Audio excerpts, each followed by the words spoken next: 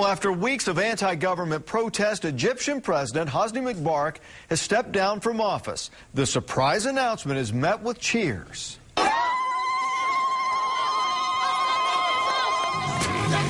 Shouts of "Egypt is free" rang out across the country. Tonight, people in Cairo stopped to pray before resuming the wild celebrations.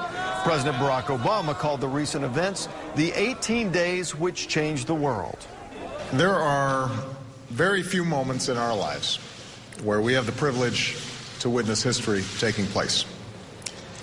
This is one of those moments.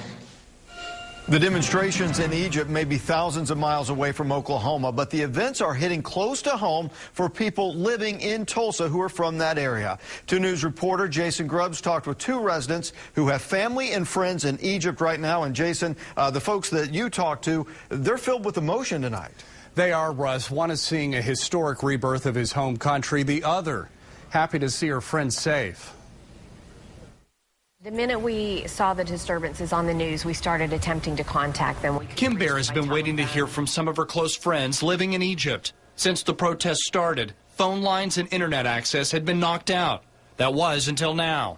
And today was the first day we heard back from them. The internet was up and running, and they said, "We are fine, we are safe," and it looks as if the president is resigning.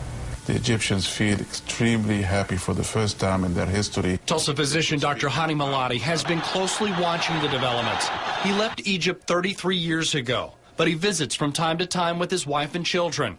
Dr. Malati still has family and friends there. This regime started 30 years ago. There was emergency laws that were implemented and never removed. Dr. Malati says those laws allowed the imprisonment of people for freely speaking out against the government. The jail time had no limit. People were generally scared. There was a lot of people that, scared enough to leave the country.